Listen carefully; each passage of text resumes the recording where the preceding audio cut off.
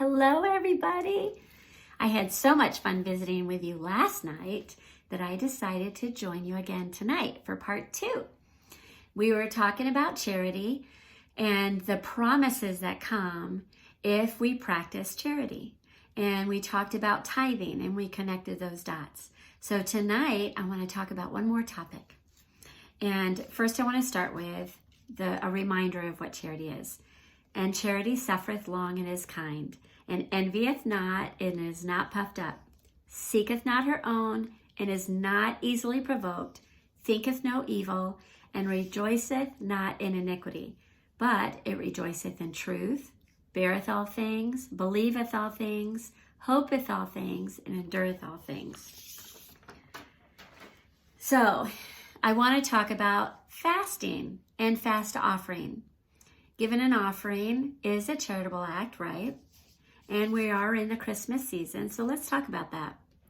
What promises are connected if we are bearing others' burdens? Some of the promises include a closeness to the Lord, increased spiritual strength, temporal well-being, greater compassion, and a stronger desire to serve. And now, if we combine prayer and fasting and offering, boy, that is so powerful. Our minds will be filled with personal revelation, and we are going to be strengthened during times of temptation. I was reading in a publication called The History of the Church the other day, and it says, when the poor are starving, let those who have fast one day and give what they otherwise would have eaten to the bishops for the poor, and everyone will abound for a long time.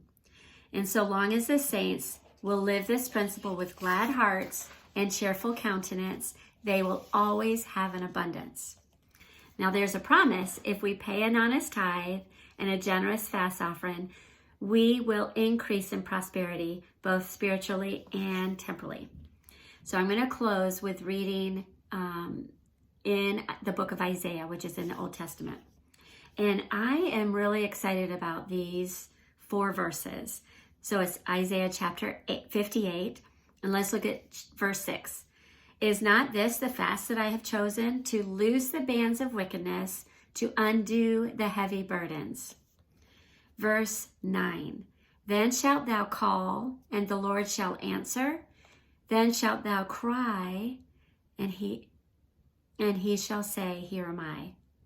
How many times, every time, when we are in need or we are crying out, do we want to feel him listening and him answering and saying, here am I, don't you worry. So that promise is there. And in verse 11, the Lord shall guide thee continually and satisfy thy soul in drought and make fat thy bones. Not sure what that means, but I'm sure it's better than brittle. And thou shalt be like a watered garden and like a spring of water whose waters fail not. Here's verse 12. This has stood out to me different than I've ever seen it before. Thou shalt raise up the foundations of many generations.